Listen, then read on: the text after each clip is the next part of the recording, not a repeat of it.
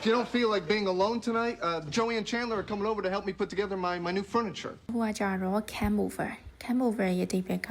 ၃မျိုးရှိတယ်ဒါပေမဲ့တစ်ခုကအရင်သုံးတယ်လို့နှစ်ခုပဲထည့်ထားတယ်ပေါ့နော် visit someone's home ပထမဆုံးတစ်ခုကအိမ်အလေးလာတာပေါ့နော်အချိန်ခဏတာတွင်လေးလာတာ do you want to come over for dinner tonight ဆိုရင်ဒီညစာအတွက်အိမ်လာခြင်းလားနောက်တစ်ခုကကြတော့ my friends are coming over this weekend ငါတငယ်ချင်းတွေဒီပိတ်ရမှာလာလေးလိမ့်မယ်နောက်တစ်ခုကကြတော့တစုံတစ်ယောက်ကိုတက်ရောက်တာပေါ့နော်ခံစားချက်အရာဖြစ်စေရုပ်ပိုင်းဆိုင်ရာအရာဖြစ်စေတက်ရောက်တာ a wave of sadness came over me ဆိုလို့ရှိရင်ရုပ်တရက်ငါဝမ်းနဲ့လို့ခံစားရလာတယ်ပေါ့နော် example 2ကကြတော့ she felt dizzy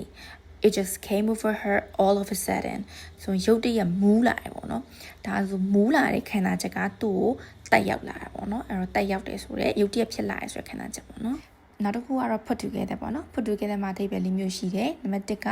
example build something by joining parts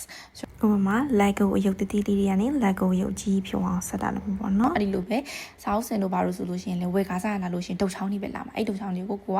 ဆင်ရမှာအဲ့လိုမျိုးတက်ဆင်တာပေါ့နော် I put together the bookshelf last night ဆိုရင်စာအုပ်စင်ကိုမနေ့ညငါစီ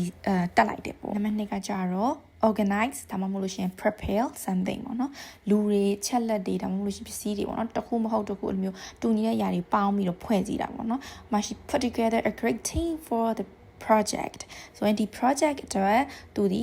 အသင်းတစ်ခုကိုသူကိုယ်တိုင်ဖွဲ့စည်းထားတယ်ပေါ့နော်အဲ့လိုမှမဟုတ်အချက်လက်တွေဖွဲ့စည်းတာချက်လက်တွေပေါင်းစည်းတာပစ္စည်းတွေပေါင်းစည်းတာလည်းရတယ်ပေါ့နော်နံပါတ်3ကကြတော့ combine ideas or information ပေါ့နော်သူကဘာလဲဆိုတော့အချက်လက်တွေကိုတစ်ခုနဲ့တစ်ခုနဲ့ချိတ်ဆက်တာပေါ့နော် the detective put the clues together and solve the case ဆိုလို့ရှိရင်စုံတော့ဆိုလို့ရှိရင်သူရတဲ့ဒီအချက်လက်ဒီအားလုံးကိုစုစည်းပြီးတော့ဒီပြဿနာကိုဖြေရှင်းခဲ့တယ်ပေါ့နော်နံပါတ်4ကကြတော့ to recover oneself emotionally or mentally ပေါ့နော်ကိုပြန်ထိန်းချုပ်နိုင်အောင်ကိုပြန်တည်ငြိမ်အောင်လုပ်တာပေါ့နော်She was crying, but then she put herself together. ဆိုလို့ရှိရင်သူမပထမအစားတော့ငိုနေတာဒါပေမဲ့သူမကိုယ်တိုင်သူမပြန်ထိန်ချုံနိုင်သွားတယ်ပေါ့နောက်က sentence က